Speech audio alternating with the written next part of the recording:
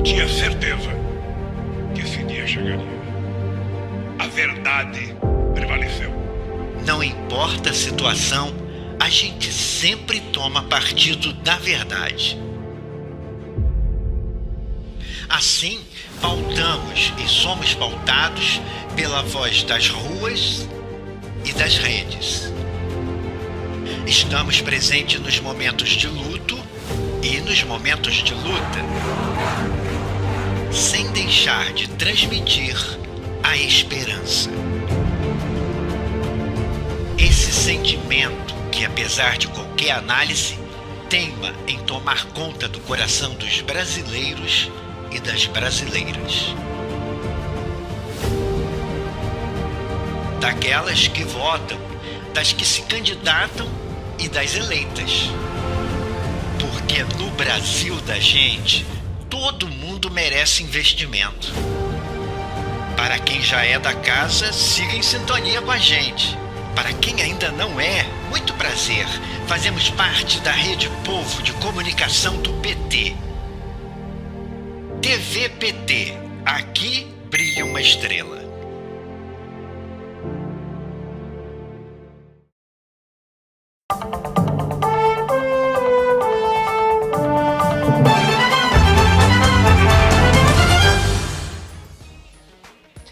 Segunda-feira, 26 de dezembro de 2022. Até o dia 30 de dezembro, a gente vai reapresentar entrevistas especiais que foram realizadas ao longo de 2022. E no Jornal PT Brasil Especial de fim de ano de hoje, você vai acompanhar as reprises das entrevistas com o deputado federal pelo PT do Paraná, Enio Verri, e com o senador eleito pelo PT do Piauí, Wellington Dias.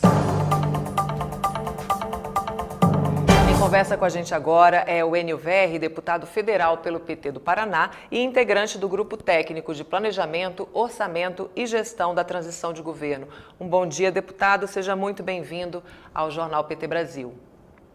Bom dia, Amanda. Bom dia a todos que estão nos assistindo. É um grande prazer estar aqui com vocês. O prazer é nosso, a gente agradece a sua presença, mesmo com tanta agenda e tanto trabalho.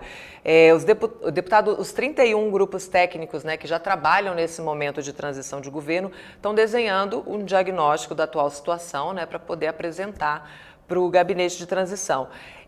O que o GT de Planejamento, Orçamento e Gestão já identificou nessa terra arrasada deixada por Guedes e Bolsonaro? Eu queria que o senhor explicasse o que vai ser mais urgente aí na recomposição das políticas.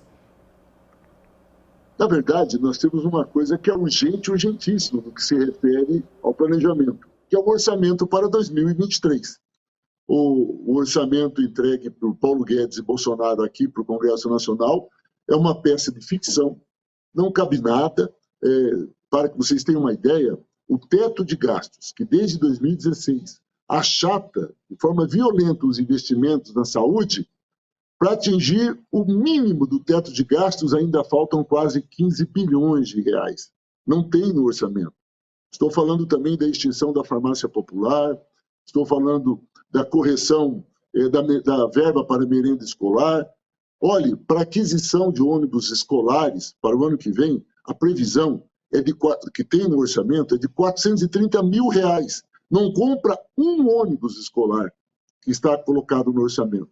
Para Minha Casa Minha Vida, que Bolsonaro chama de Casa Verde e Amarela, o valor destinado, 43 milhões, não atinge nada em termos de capacidade de construir casas populares, principalmente para quem ganha de 0 a 3 salários mínimos. Ou seja, o orçamento ele está comprometido em mais de 50% com despesa financeira e o resto está totalmente perdido. Então, a tarefa que nós estamos fazendo na Comissão Mista de Orçamento, através do relator da peça orçamentária, que é o senador Marcelo Castro, é de conseguir aprovar essa PEC, que nós chamamos PEC do Bolsa Família, para que, com isso, garanta o pagamento do Bolsa Família e mais de R$600, mais aquele auxílio de R$150 a cada criança até 6 anos, e com isso, fazendo essa exceção do teto de gastos do Bolsa Família, vai sobrar no orçamento 105 bilhões para minimamente resolvermos essa grande crise. Eu diria até que é uma PEC bombeiro. Ela vai apagar um incêndio extremamente urgente agora no final do ano, para que o presidente Lula possa organizar minimamente o país durante o ano 2023. Eu chamaria isso, então, do que é extremamente urgente e está no debate do nosso GT. A segunda questão trata-se da reconstrução do Ministério do Planejamento. Afinal de contas, o governo Temer e Bolsonaro fizeram um grande Frankenstein, criaram um tal de Ministério da Economia que junta o planejamento, a fazenda e a indústria e comércio. Ora, vejam bem, a indústria e comércio é um ministério voltado à iniciativa privada, aos interesses privados, para motivar o desenvolvimento econômico, o investimento privado. A fazenda, ela trabalha essencialmente com o interesse público, com a Receita Federal, com a arrecadação, com a Previdência. Misturar os interesses públicos com privados, historicamente está provado que não é uma boa coisa. E sem contar que, ao colocar o Ministério do Planejamento dentro do Ministério da Economia, você elimina a capacidade do Estado de pensar a longo prazo. Fica todo o pensamento do Ministério voltado ao curtíssimo prazo. Portanto, Paulo Guedes, além de ser um péssimo ministro de forma pessoal e incompetente, ele dirige um monstro, não dirige nada e mistura interesses privados com interesses públicos e faz disso tudo uma visão que nós chamamos na economia de overnight, ou seja, está pensando só no hoje. Isso faz com que o Brasil não tenha um projeto de futuro, não tenha um projeto de inserção internacional, não tenha uma política de distribuição de renda, de inclusão social. Então, a outra tarefa que estamos desenvolvendo, já fizemos um grande número de reuniões, seminários, é reconstruir o Ministério do Planejamento. Já tem um outro grupo, que é o GT da Economia, que trata da retomada do Ministério da Fazenda, e o GT, que eu faço parte, nós estamos tratando agora de reconstruir o Ministério do Planejamento, lógico, a partir de uma ótica do século XXI, a partir de um olhar de um ministério que tem um presidente como o presidente Lula, extremamente preocupado com as questões internas, mas também com o pé com a inserção do Brasil, com as relações externas, com o mercado externo, ou seja, a inserção do Brasil com o seu povo e também a inserção do Brasil com o resto do mundo.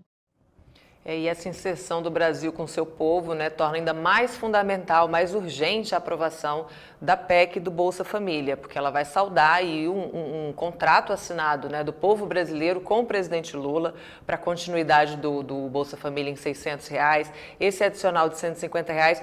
E o deputado Bongás falou ontem que é um contrato com 100% dos eleitores, porque eram promessas, né, de governo dos dois candidatos, né? Então o povo votou em massa pela continuidade dos R$600. Com a aprovação dessa PEC, deputado, há algum motivo para temer desequilíbrio fiscal por parte do governo Lula com essa PEC do Bolsa Família?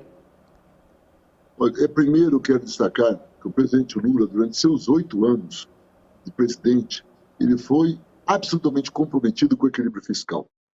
Ele gerou o superávit primário, ele sempre preocupou-se muito em não aumentar a inflação, tanto que no seu período de presidência a inflação caiu, o risco Brasil diminuiu, o dólar ele teve variações muito mais, porque o Brasil estava indo bem e com isso a economia nossa estava indo muito bem, atraindo bastante dólar, ou seja, nós tivemos uma economia muito equilibrada. Então o presidente Lula já mostrou o seu compromisso.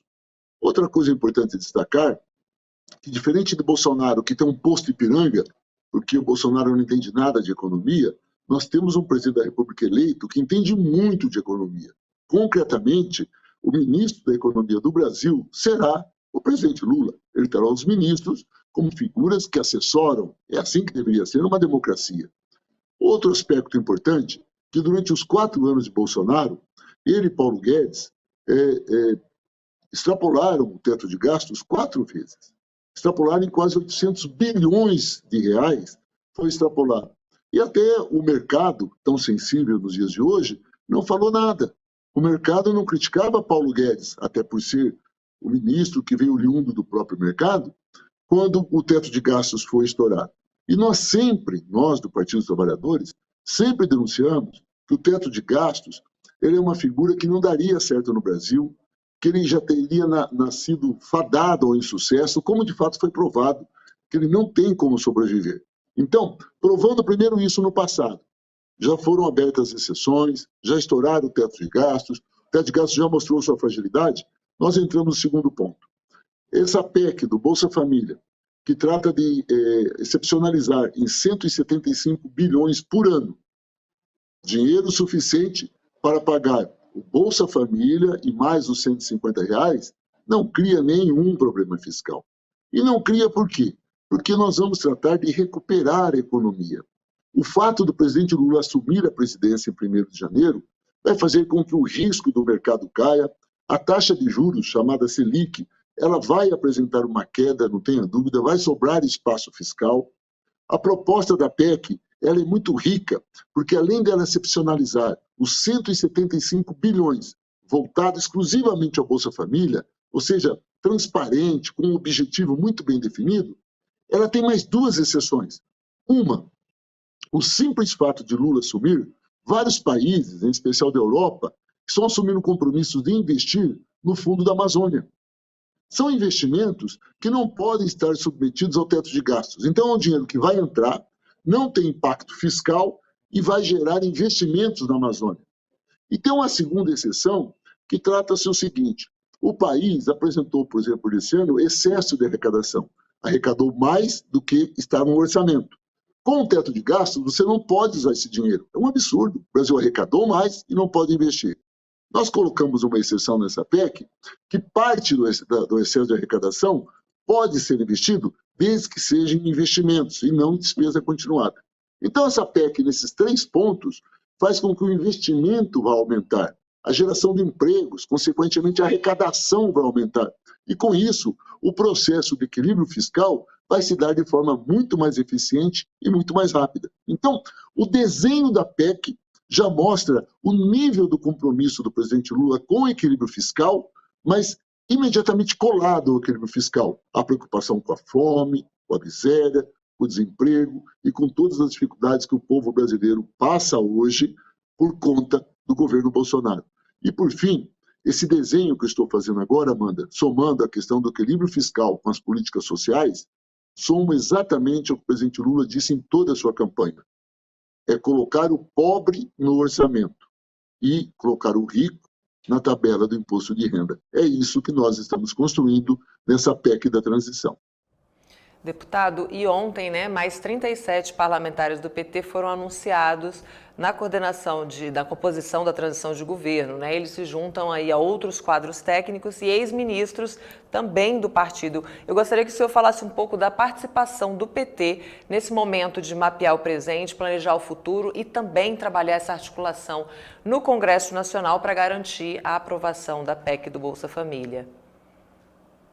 Falando dos parlamentares do PT, nós temos uma riqueza incomparável em qualquer outro partido, sem desmerecer a qualidade dos partidos. Dentro da nossa bancada, se você precisar de acadêmicos, você tem. Se você precisar de sem terra, você tem. Se você precisar de operários, você tem. Se precisar de indígenas, você tem. Então, nós temos uma bancada altamente competente, militante e comprometida com o futuro do Brasil. Portanto, a indicação de parlamentares do PT para compor esses GTs enriquecem, mas enriquecem muito o nosso trabalho. Claro, tem um pequeno grupo que é de coordenação, que, lógico, dele é cobrado mais. Nós temos um grupo de assessoria técnica altamente qualificada, disponibilizada pelo Estado brasileiro. E aí, junto com esses parlamentares, junto com companheiros e companheiras, inclusive, de outros partidos que somam-se, primeiro, mostra um caráter da frente que elegeu o presidente Lula e Geraldo Alckmin. E segundo, mostra o grande compromisso que tem a nossa bancada e quem compõe essa frente com o futuro do Brasil. Então, em todas as áreas, você tem uma companheirada muito grande debatendo, analisando dados, entendendo onde estão os grandes gargalos que podem comprometer o primeiro ano de governo, entendendo quais são os grandes vícios que nós temos que mudar. Claro, isso tudo será construído a partir de relatórios, de modelos, que nós vamos apresentar à coordenação da transição na figura do Aloysio Mercadante, da Gleice Hoffmann, e isso tudo será readequado, ajustado, assim que o presidente Lula indicar os respectivos ministros e ministras das pastas. O importante é que, com a posse do presidente Lula e seus ministros e ministras, todos, quando assumirem, terão uma boa foto da realidade do seu ministério e também sugestões para que o primeiro ano possa ser feito com mais suavidade, com mais tranquilidade, se é que posso dizer essas palavras, tendo em vista a crise que vamos assumir desde o 1º de janeiro de 2023. Deputado, eu queria aproveitar a sua presença aqui só para sanar também mais uma questão a respeito do que impacta, né, o teto de gastos nos investimentos públicos. O senhor falou, tivemos uma arrecadação acima do esperado e isso não pode ser usado nessas áreas, né, que o teto de gasto bloqueia. Mas para onde vai esse dinheiro? Porque o dinheiro tem, ele só não é investido nas áreas importantes. O que acontece, por exemplo, com esse excesso de impostos, digamos assim? Isso é um absurdo o que acontece, porque o teto de gastos, ele diz o seguinte, foi criado em 2016 no Temer, e diz que os investimentos, os gastos do governo, têm que ser igual o ano anterior, mais a correção da inflação. Mesmo que o país arrecade mais do que é esperado, ele não pode gastar mais do que aquilo, porque tem um limite no teto. Quando tem um excesso de arrecadação, ele fica aplicado como resultado primário, para ajudar no resultado. Ou seja, chega o final do ano, cumpriu-se o teto de gastos, mas teve um saldo extra, esse saldo vai para pagar dívidas financeiras, para redução da dívida, e isso somaria para, com isso, criar uma confiança no mercado, já que o mercado recebeu o seu dinheiro, com esse equilíbrio do mercado, a taxa de juros cairia, diminuiria a dívida do governo. Essa análise, absolutamente ortodoxa, ela faz com que, de fato, ao longo das décadas, o governo equilibre suas contas. Só o que vai sobrar do Estado brasileiro é que essa análise não leva em conta. O exemplo do orçamento 2023 é a prova concreta que, para se cumprir o teto de gastos, se corta radicalmente investimentos na saúde, corta radicalmente investimentos na educação. Veja o estado das nossas universidades federais, dos nossos institutos federais, as portas em fechar suas instalações e não tem como tocar. Ontem, o governo também congelou 5,7 bilhões de reais.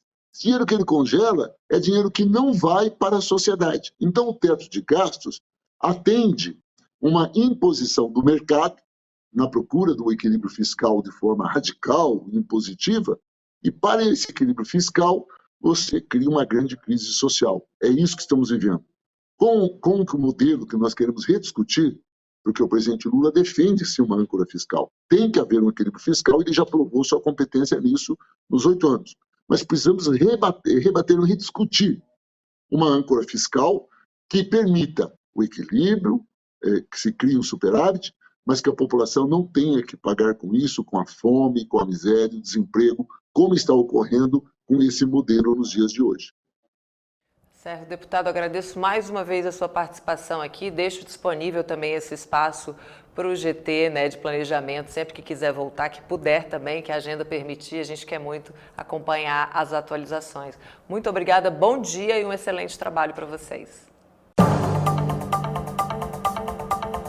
A gente conversa agora com o ex-governador do Piauí, Wellington Dias, bem-vindo mais uma vez aqui ao Jornal PT Brasil. É um prazer muito grande, eu estou muito feliz em estar aqui. Eu quero começar aqui me desculpando, eu tinha programado da gente estar ontem, sei que vocês anunciaram, da gente fazer um bate-papo aqui no dia de ontem, mas eu estava brincando, eu estava com doença de menino, doença de criança, com problema na dor de dente. Oh, espero que o senhor esteja melhor. Tive que cancelar toda a audiência, todas as agendas pela manhã, para cuidar, vou ter que fazer uma cirurgia amanhã, inclusive.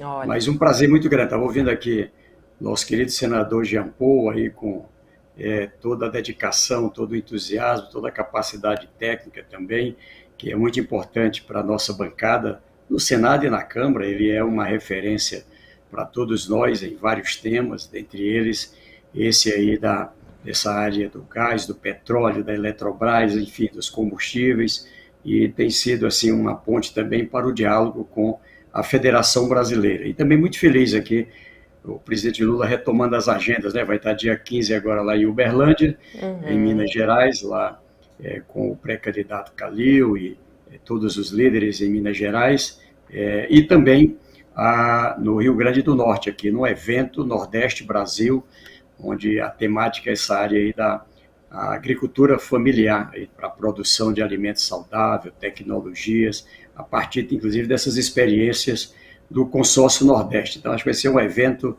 muito importante para o Rio Grande do Norte, mas também para o Nordeste e para o Brasil. Com certeza. Desculpas aceitas, a gente super entende aí. Espero que o senhor esteja melhor e desejamos também aí boa recuperação pós-cirurgia. Antes da gente começar essa conversa sobre a intenção do Bolsonaro aí de colocar na conta dos estados essa medida eleitoreira aí para baixar o preço dos combustíveis, eu queria que a gente assistisse um trechinho da entrevista que o presidente Lula concedeu esta semana sobre o assunto. Ao mexer no ICMS, os municípios vão perder dinheiro. E os municípios perdendo dinheiro, a educação vai perder dinheiro, a saúde vai perder dinheiro.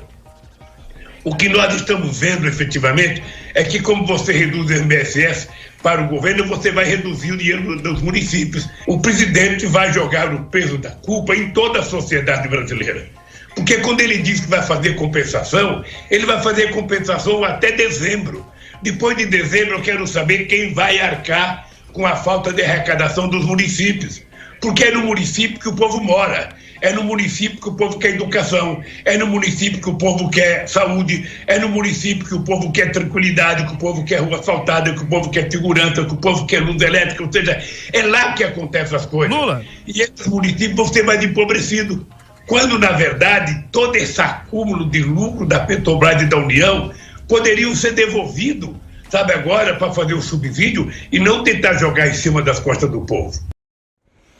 Eu queria a sua avaliação sobre essa tentativa do governo Bolsonaro de transferir para os estados a conta do aumento dos combustíveis por meio aí da redução do ICMS. Olha, eu tenho na lembrança, e acho que você também, e todos que nos acompanham, ainda na campanha nasceu a ideia do posto Ipiranga. Ou seja, todas as coisas no posto Ipiranga, não é? Ou seja, o problema é que o Paulo Guedes tornou-se enfraquecido logo, se demonstrou que não é possível governar um país da importância do Brasil. Estamos falando de um dos maiores países do ponto de vista territorial, econômico, populacional, ou seja, um dos mais importantes países do mundo, através de uma pessoa só. Isso é uma enganação. Infelizmente, muitos foram nessa onda. Agora, no sentido inverso, os governadores viraram o posto Ipiranga do presidente Bolsonaro. Tudo que tem de problema dele, ele joga nas costas de governadores e prefeitos. O fato é que já se enganou muitas vezes a população, acho que a população agora já acorda, tanto que aí já mais de 70% compreendem que a responsabilidade do preço, do aumento da gasolina, do aumento do óleo diesel, do aumento do gás butano, também o aumento de alimento, de medicamento, ou seja, da inflação e do aumento dos preços e da perda das rendas, tem nome e endereço. Jair Bolsonaro, Palácio do Planalto. Por quê? Porque, como também diz o presidente Lula, ele afirma aí sobre essa tentativa dele de achar um culpado, agora está jogando a culpa nos supermercados, ora é a imprensa, são os jornalistas, ou seja, ele não tem culpa de nada. Alguém, é como se não fosse o presidente. É como se não fosse o presidente. Veja o tamanho da enganação sobre esse tema dos combustíveis. Ainda, e aí preciso dizer, ainda ali, antes de ele tomar posse, ali o presidente era Michel Temer, a gente teve a greve dos caminhoneiros. O que foi vendido? Inclusive com o apoio dele.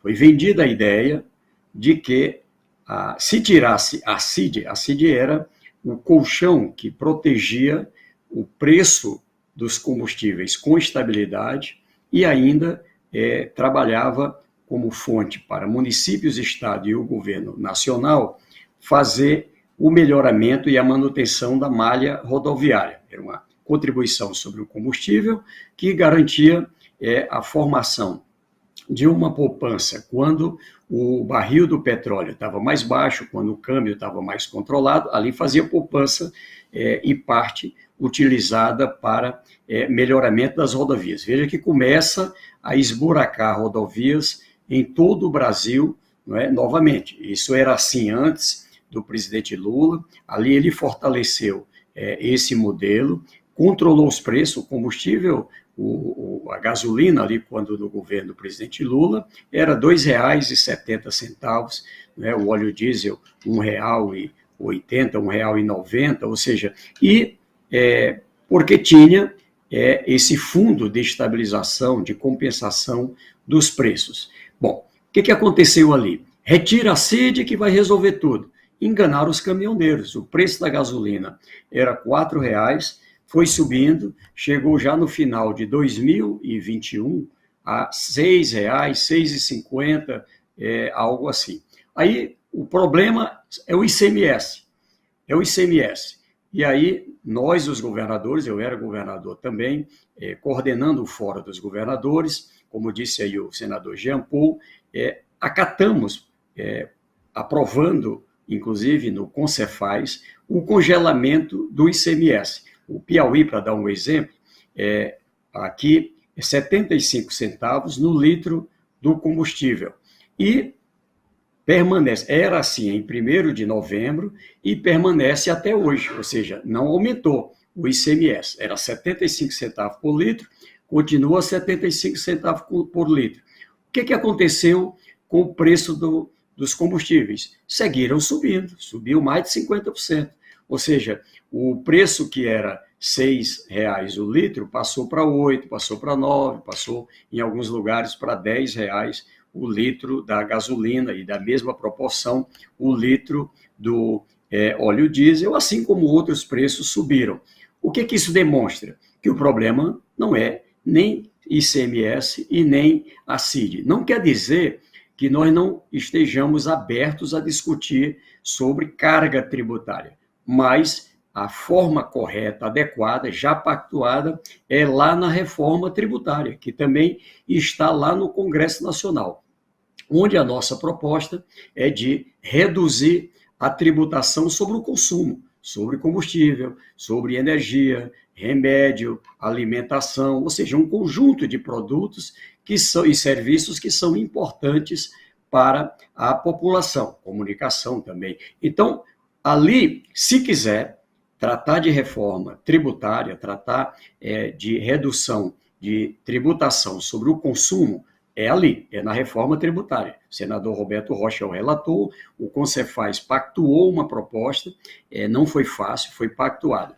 Eu digo isso porque, de novo, sem ter a coragem de agir no ponto certo, na Petrobras, o governo não tem coragem de exercer seu papel de presidente em relação à Petrobras, como outros presidentes fizeram. Ou seja, o atual presidente não adota a medida que qualquer presidente adotaria de proteger a população e deixa a lucratividade correr de forma abusiva. Veja, a própria Petrobras previa um lucro de mais ou menos 35 bilhões em 2021, que já é um lucro gigante para um momento de crise, de pandemia, enfim, de desemprego, de fome que vive o Brasil. E aí, o que aconteceu? Esse lucro em 2021 foi 106 bilhões de reais. O dinheiro que é arrancado do bolso de quem abastece sua moto, quem abastece seu veículo, o dono ali de um trator que está trabalhando na agricultura, alguém ali das empresas de ônibus, ou seja, ali tira do bolso da população, dos empreendedores, para colocar no lucro da Petrobras. Quando a gente fala Petrobras, quem é que está ganhando? Primeiro, o senhor Jair Bolsonaro, é a União. Ou seja, desses 106 bilhões, aproximadamente 45 bilhões é lucro líquido lá para ele. Ou seja, ele está lucrando com a desgraça dos outros. Essa é que é a realidade. Agora, só esse ano, só março, janeiro, fevereiro, março, só o primeiro trimestre, 44 bilhões de lucro. Até agora, mês de junho, vai dar aí 55 bilhões de lucro. Então, isso que disse o presidente Lula.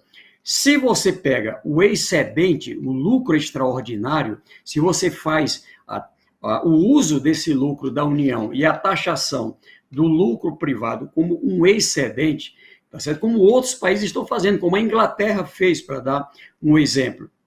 o que você vai ter? Vai ter um fundo, a gente está defendendo, está aí uma proposta para fazer o fundo de estabilização e compensação sobre combustíveis, e pode se estender para outros fatores, de um lado, com esse lucro excedente, esse lucro extraordinário, e também com a taxação da exportação de petróleo. O Brasil, ele graças ao investimento que o presidente Lula fez no pré-sal, a presidenta Dilma, o Brasil é autossuficiente em petróleo. O problema é na refinaria, ou seja, o Brasil tem pouco refino. E aí, veja, tinha um plano que, para ser justo, começou ali no governo do presidente Fernando Henrique, o presidente Lula prosseguiu, a presidenta Dilma também, ali para lembrar, Abreu Lima, refinarias em várias regiões do Brasil. Para quê? Para garantir que o Brasil fosse autossuficiente em petróleo e também em gasolina e em óleo diesel produzido no Brasil, para não depender da compra de outros países. Hoje o Brasil tem cerca de 400 empresas que foram estimuladas à importação de gasolina e de óleo diesel. Isso faz uma vinculação do preço brasileiro ao preço internacional. Então, veja, é preciso, no longo prazo, isso aqui demora 3, 4, 5 anos, a retomada e estímulo e ampliação de refino. Por quê? Porque o Brasil tem uma condição de custo do refino mais barata do que outros países. Então, garantindo o refino de petróleo, a produção de gasolina e de óleo diesel no Brasil, o preço aqui é mais barato. Aliás, basta levar em conta esse preço interno, que é em torno de 50%, 60% do que consumimos aqui, já dá para dar uma queda no preço do próprio barril. Então, o governo tem que decidir. Eu quero baixar, um presidente da República de vergonha, de coragem, com compromisso com o povo, tomando a decisão, eu quero baixar o preço da gasolina, eu quero baixar o preço do óleo diesel e de outros. Ele faz isso sem precisar de nada mais, uma medida interna. Ele garante ali uma compensação. Eu quero baixar R$1 por litro de gasolina. O litro custa R$ 8,50 e eu quero agora que seja R$ 7,50. Ele basta ali criar ali o fundo de estabilização, coloca um desconto, não é, lá no posto do combustível, ali coordenado através das distribuidoras, e no outro dia você tem o preço rebaixado, como já se fez até ali o governo da presidenta Dilma. Isso foi criado no governo do presidente Fernando Henrique, esse modelo. O presidente Lula melhorou essa sistemática e, infelizmente, o que eles fizeram? Acabaram. O que está por trás disso, eu encerro aqui, é estímulo para a privatização da Eletrobras e da Petrobras. Retirar o ICMS, que, na verdade, é retirar, do jeito que está aí, 21 bilhões do Fundeb, da educação, 11 bilhões do Fundo de Saúde, está tirando dinheiro aí que é do Fundo de Combate à Pobreza, é isso mesmo, tirar dinheiro da parte de serviços que municípios e estados prestam, de segurança, de cultura, de esporte, não é, de abastecimento d'água, um conjunto de serviços que estados e municípios têm a responsabilidade e custeiam de onde? Desse recurso do ICMS. Na hora que tirar da forma como está colocado, nós vamos ter uma situação de desorganização de serviços da educação, da saúde, de segurança social, de cultura, ou seja, é isso que o Brasil quer? Com certeza não. O Brasil quer, e os governadores, eu sou testemunho disso, e os prefeitos e lideranças de juízo dentro do Congresso Nacional, que estão fora dessa demagogia barata, defendemos, sim, redução do preço dos combustíveis, mas fazer com o fundo de estabilização e compensação, porque é isso que dá resultado. É isso. Outra coisa também, por outro lado, o Bolsonaro tenta um acordo com os governadores, né, prometendo aí uma PEC que compensaria essas perdas. Qual é o tamanho dessas perdas, né? Se esse impacto aí da vida, que vai ter na vida das pessoas, o senhor citou aí o Fundeb, educação, Dá para confiar nesse tipo de promessa ainda do Bolsonaro? De onde vai vir esse dinheiro? Já é uma mentira na oficialização. Ou seja, do jeito que mentiram para os caminhoneiros lá na época da CID e o combustível aumentou. Mentiram de novo no ICMS em 2021 e o combustível seguiu aumentando. Então, mentiram de novo. Não tem essa compensação. Também é preciso aqui, cada governador, governadora, cada prefeito, prefeita, cada um dos que estão no sistema de educação, de saúde social, os conselhos, é preciso saber que estão sendo enganados. Ou seja, na verdade, ele vai tirar dinheiro do Fundeb, vai tirar dinheiro do Fundo de Saúde, vai tirar dinheiro de várias áreas essenciais ao povo e não haverá a compensação prometida. Por quê? Ele está dizendo que vai compensar sempre que cair 5% do total das receitas, e as receitas, na verdade, por conta da inflação, não é porque está aumentando a receita, está aumentando para os estados também. De um lado a receita, mas aumenta a despesa, porque aumenta pela inflação. O estado sofre com a inflação que nem os municípios, que nem a população, que nem os empreendedores.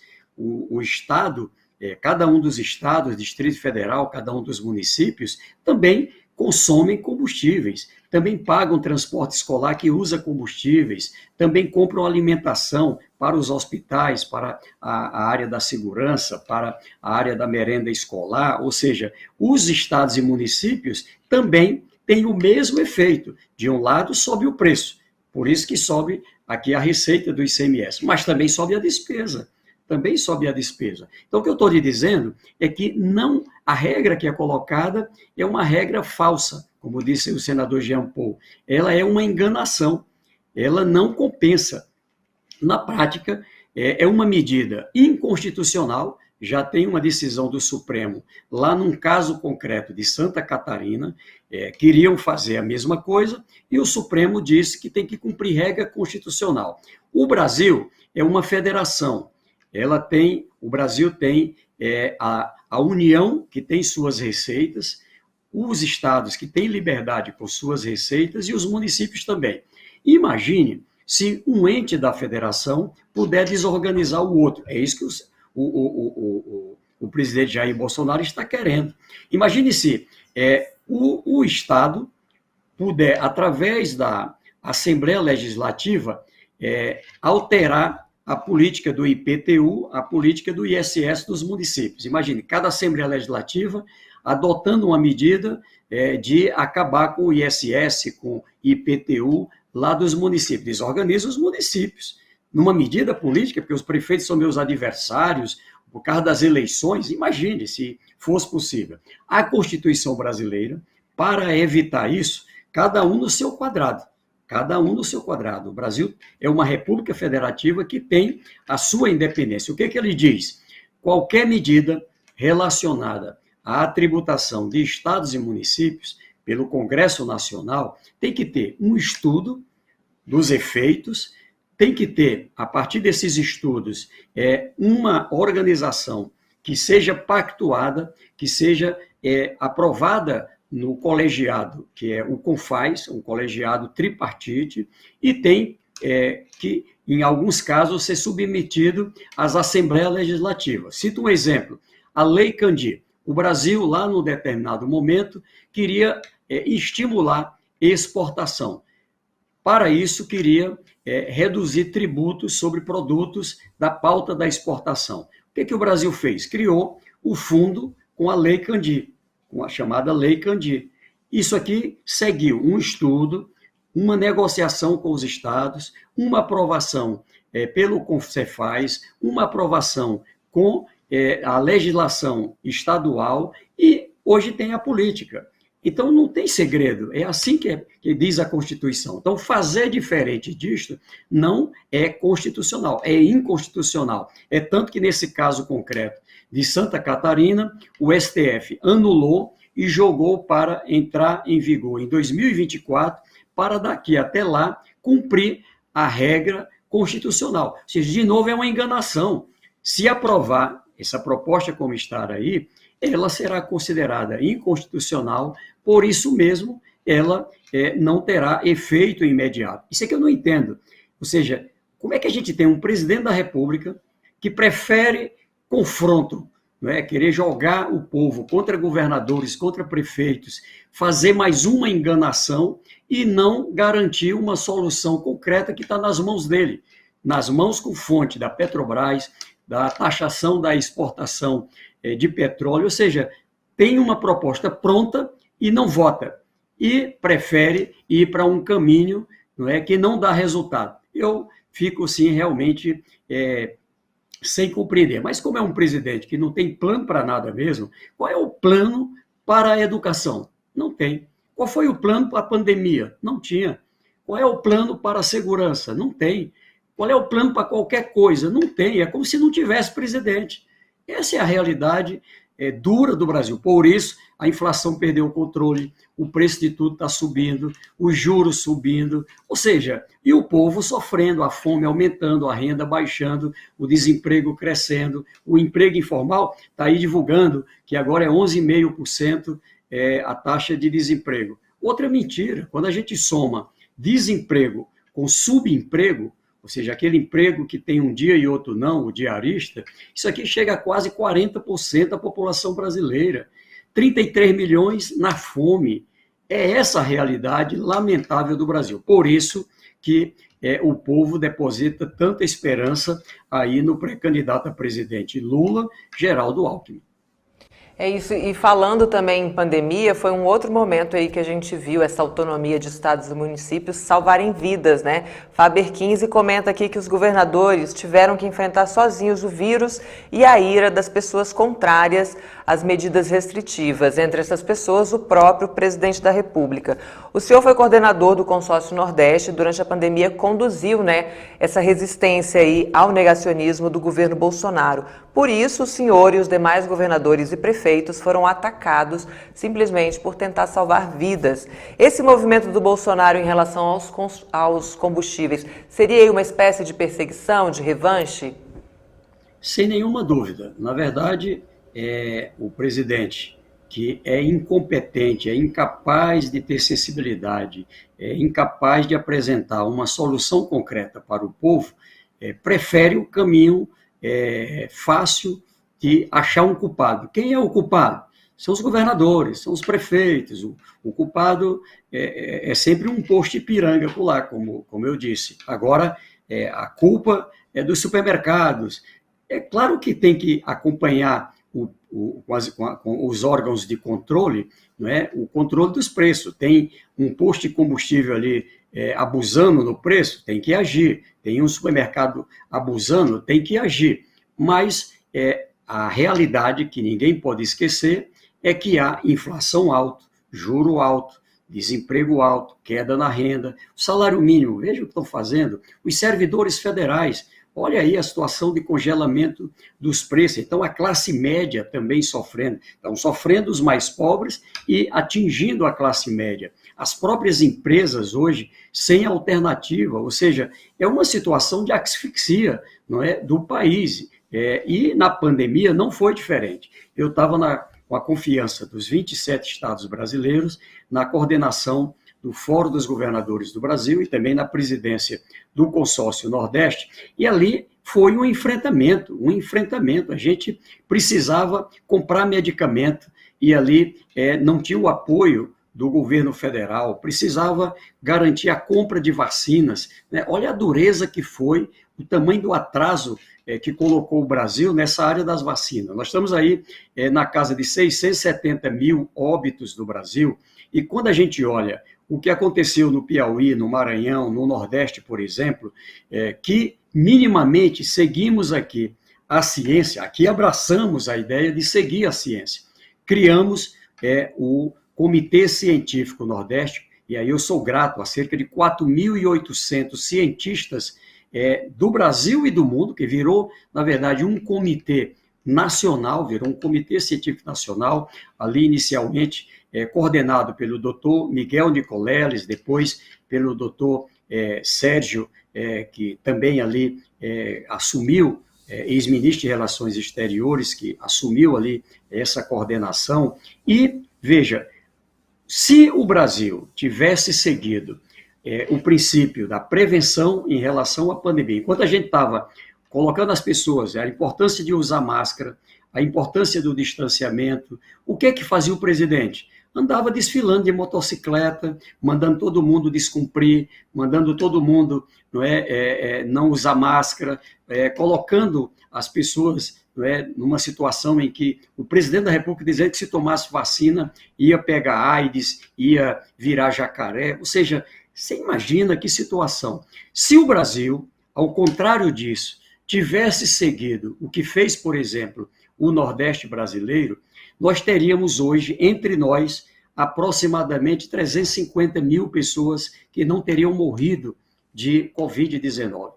350 mil vidas salvas se tivesse ocorrido a taxa de letalidade do Brasil semelhante à aqui do Nordeste. Mas não, preferiu esse caminho. Então isso aqui é, na verdade, uma responsabilidade que não pode ser esquecido. Um presidente da República, juntamente com vários dos seus seguidores, que saíram espalhando, cloroquina, não sei o quê, ou seja, brincando com a vida. Enquanto isso, cada um perdendo, seu pai, sua mãe, seu avô, sua avó, um filho, uma filha, um neto, uma neta. Nós estamos falando de sentimentos, gente que a população perdeu, não é? E poderia estar entre nós. Eu perdi pessoas da minha família, alguns, inclusive, que infelizmente entraram nessa onda, ali sem querer tomar a vacina, quando já tinha vacina, mas também pelo atraso da vacina. O Brasil era para começar a ter vacina 6 meses antes do início, e começou porque a gente fez aqui uma união independente de partidos, governadores, prefeitos, líderes do setor privado, dos trabalhadores, dos movimentos sociais, de igrejas, o setor da saúde que reagiu de modo muito forte, a academia, a ciência, ou seja, todo mundo se deu as mãos e isso evitou um desastre maior. O Brasil teria mais de 1.100.000 óbitos se não fosse essa ação, esse pacto pela vida que ali realizamos. Então, é isso que, infelizmente, está acontecendo no Brasil e não vai ficar no esquecimento. E, aliás, acho eu que, seja num tribunal dentro do Brasil ou internacional, vai responder também o presidente atual e os seus outros seguidores que têm responsabilidade em relação às mortes que aconteceram no Brasil, vão ter que responder por isto, como mandam tanto a Constituição, a lei e também os tratados internacionais. Com certeza, esses crimes precisam ser punidos. O Benias Rocha comenta aqui: bom dia, governador Wellington Dias, parabéns pela sua competência no governo do Piauí, o melhor governo que o estado já teve. Alberto Quironi também te saúda aqui, grande governador. José Negreiros elogia a entrevista e diz que está sendo muito esclarecedor a gente falar desses temas.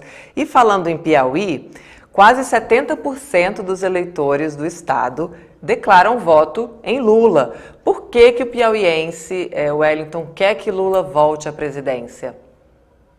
Porque o piauiense, a exemplo do nordestino, aliás, eu estou feliz em ver o Brasil inteiro, viu? Olha, às vezes eu ficava olhando, meu Deus, será que tem uma parte que está anestesiada, né? Porque é claro que se criou aí um conjunto de mentiras, de fakes, enfim, que se espalhou pelo Brasil. E isso terminou gerando, não é, aqui uma situação onde muita gente foi levada nessa onda da mentira, do fake, não é, muitas vezes, não é, de falsas esperança, e agora tem, eu digo, um acordar Brasil. Veja, a situação do Brasil é tão grave que o presidente Lula, como ele fez lá atrás, ali quando era 2002, um dia ele chega e diz: olha, a situação do Brasil é muito grave, naquela época também, inflação alta, desemprego alto, juros elevados, ali uma situação de fome muito grande, inclusive no meu estado, uma situação dramática, e ali, o que nós tivemos? Uma situação em que ele vai lá como um líder legítimo da classe trabalhadora, o Lula convida um líder legítimo da classe empresarial, José Alencar, formam ali uma chapa, Lula presidente, José Alencar de vice, e olha aí o que acontece com o Brasil. Coloca o país no trilho, não é? Baixa a inflação, baixa os juros, ali faz uma política de emprego, um conjunto de programas para o Brasil inteiro, e foi isso que o Piauí ganhou e reconhece. Nós, os piauienses, os nordestinos, mas eu digo, cresce no Brasil, que eu vejo agora também a região sudeste, São Paulo, Minas, Espírito Santo, Rio de Janeiro, a região sul já a pré-candidatura Lula-Alckmin, com maioria, já com a grande vantagem no Rio Grande do Sul, ali praticamente empatado no Paraná, ainda mais crescendo em Santa Catarina. Agora, a região norte, não é? Tocantins, Amazonas, Pará, Amapá, já com o povo com maioria pró-Lula, e ali o centro-oeste também já no empate técnico, a partir também do crescimento em Goiás, Mato Grosso do Sul, embora no Distrito Federal ainda haja uma diferença, ou seja, é o Brasil inteiro. Tanto que se a eleição fosse hoje, as intenções de votos apontam já uma condição de maioria no primeiro turno, um patamar do segundo turno de 2002. Eu estou, assim, achando que a população está, eu vou usar uma linguagem do Nordeste, está agoniada, está angustiada com o que acontece agora e quer resolver no primeiro turno, quer sair dessa situação, vamos dizer assim, de modo muito forte, não é? Então, o que eu afirmo é que no Piauí, a gente tem esse reconhecimento. O Piauí era o estado mais atrasado do Brasil. Doía muito para qualquer piauiense quando a gente ia a qualquer estado e a pessoa perguntava, você é da onde? Eu dizia, olha, eu sou do Piauí. E, naturalmente, as pessoas diziam logo, Piauí, o estado mais pobre do Brasil. Hoje ninguém pode mais dizer isso. Nós tínhamos um índice de desenvolvimento humano, o IDH, de Serra Leoa, era 0,4. Muito baixo desenvolvimento na educação, que era 0,3, quase todo mundo analfabeto, com baixa escolaridade. A média de escolaridade era 5,6, 5 anos e 6 meses aproximadamente, agora ultrapassando de 10 anos na média de escolaridade. Saímos de 400 mil pessoas com ensino médio para cerca de 1.350.000, 1.400.000 com ensino médio. Um estado brasileiro que tem ali já no primeiro ano do governo do presidente Lula, implantamos ensino médio em todos os municípios. Isso era sair de 60 municípios aproximadamente para 224. Então era uma mudança forte. Implantamos aqui educação técnica em todos os municípios, gratuita, educação superior em todos os municípios, e agora já chegamos a cerca de 80 municípios com pós-graduação. E isso com qualidade, ao mesmo tempo, no crescimento da expectativa de vida, ou seja, uma rede de proteção social, apoio à agricultura familiar, Minha Casa Minha Vida, Luz para Todos. Luz para Todos no Piauí era colocar energia para 80% que não tinha. Hoje, faltando aqui 16 mil residências para chegar a todas com energia, aproximadamente 800 mil pessoas com energia, água para todos, o ProUni, o programa de descentralização dessa área da saúde, a presença de hospitais de alta complexidade, que só tinha na capital Teresina. Hoje temos 8 regiões de saúde com elevada capacidade de alta complexidade e mais 32 regiões de saúde no estado. Então, e por isso que fez a diferença no momento da pandemia, você poder ter a condição de um atendimento como esse. E ainda na renda. A renda per capita do Piauí era muito baixa. Nosso PIB era 7,4 bilhões por ano, agora chegando a 60 bilhões por ano. É o terceiro em energia solar. Eu vi aí o Rio Grande do Norte, aí, que é nosso campeão em energia eólica, o Piauí o terceiro em energia solar e o quarto em energia eólica, mas também na produção de alimentos, de fruticultura, comércio atacadista, varejista, turismo, regiões como Delta do Parnaíba, Parque Nacional Serra da Capivara, Quênio dos Vianos, ou seja, eu conto aqui para dizer que tudo isso está na memória do nosso povo. e o nosso povo quer o melhor. E o melhor, não tenha dúvida, é Lula, tá certo? Porque é ele que representa tudo isso. Hoje, eu tenho certeza, um homem ainda mais experiente, mais preparado, depois de tudo que ele viveu, como ele mesmo diz, ele não quer voltar para fazer o que já fez. Lula, Alckmin querem voltar para fazer melhor. E é isso que o Brasil precisa, voltar a ter uma política de relações internacionais, de respeito, de soberania, de paz, ou seja, de relação de interesse de múltiplo, de via dupla, ou seja, nós queremos vender produtos do Brasil, mas queremos comprar, queremos aqui intercâmbio cambial, o apoio à ciência, o apoio à cultura, o apoio ao esporte. Então, é isso que a população do Piauí, e eu digo, não só do Piauí, do Brasil deseja. Se a eleição fosse hoje, nas intenções de voto líquido, daria em torno de 75%. O Bolsonaro no Piauí, como disse uma pesquisa essa semana, é 13%. Ou seja, ele aqui tem 13% das intenções de voto. O Lula é cerca de 70 e tantos por cento dos votos. E vai diminuir esse número 13 aí, viu, Wellington? Muito obrigada pela sua participação riquíssima aqui com a gente nessa sexta-feira. Desejo melhoras aí, bom descanso, se recupere aí da questão do dente. A gente te espera aqui também numa próxima oportunidade. Bom dia.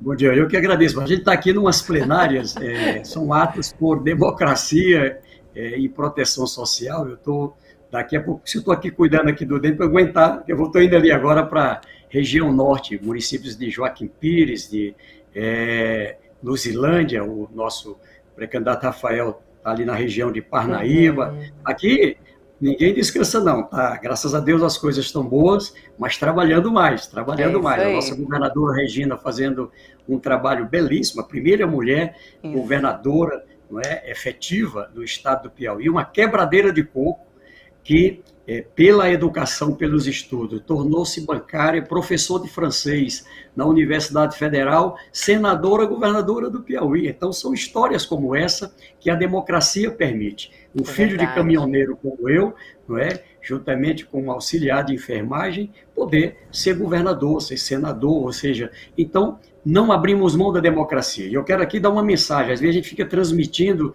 essa coisa, não vai ser um autoritário qualquer que vai alterar o Brasil. O Brasil tem uma Constituição forte, 3 poderes, 20 estados federados, uma democracia forte, e a democracia vai vencer. Tem mais de 80% que sabem a importância da democracia, outra parte não se pronunciou, um número pequeno aí que defende ditadura, mas nós sabemos, porque já vivemos ditadura, e queremos uma democracia ainda mais sólida. É esse o outro compromisso também, que representa esse campo democrático, onde Lula Alckmin tem aí um papel importante, fundamental. Muito obrigado. E seguimos na contagem regressiva para a posse do presidente Lula. Faltam 6 dias para a alegria tomar posse. A gente se vê de novo amanhã. E é em defesa da democracia que tantas vozes estão hoje aqui reunidas nesse palco. Lula presidente. Da perseguição política à esperança renovada. Episódio 6. É preciso unir os divergentes para enfrentar os antagônicos. A frase de Paulo Freire tornou-se a máxima de Lula em torno de um projeto de reconstrução do Brasil e de retomada do crescimento econômico com desenvolvimento e inclusão social. Não por acaso, o nome escolhido para ser o seu vice, anunciado em abril de 2022, foi a do ex-governador de São Paulo, Geraldo Alckmin. Quando em abril deste ano, convidei o companheiro Alckmin para ser meu candidato a vice, muita gente achou estranho, porque pensou que nós éramos inimigos. Mas a verdade é que eu e Alckmin nunca fomos inimigos, fomos adversários. E um dia nós sentamos para conversar, botamos a divergência na mesa e chegamos à conclusão de que devíamos nos unir em nome de uma causa muito maior, a pacificação e a reconstrução do Brasil. 7 de maio de 2022. É lançado o movimento Vamos Juntos pelo Brasil, reunindo mais de 4.000 pessoas, entre militantes, representantes de movimentos sociais, lideranças partidárias, artistas e intelectuais. começa a se desenhar uma grande festa da democracia, fundamentada na união e no amor. Nunca antes na história deste país, tantos partidos, movimentos populares, sindicatos, centrais sindicais, associações de classe, trabalhadores, empresários, profissionais liberais, artistas, intelectuais, atletas, pessoas de diferentes cores, religiões e orientações sexuais e preferências políticas se uniram já no primeiro turno de uma eleição para dizer: basta de tanto ódio, de tanta destruição, de tantas mentiras, de tanto sofrimento e de tantas mortes. Cabe a nós inaugurarmos um novo tempo, um tempo de paz, de democracia, união, prosperidade, amor e esperança.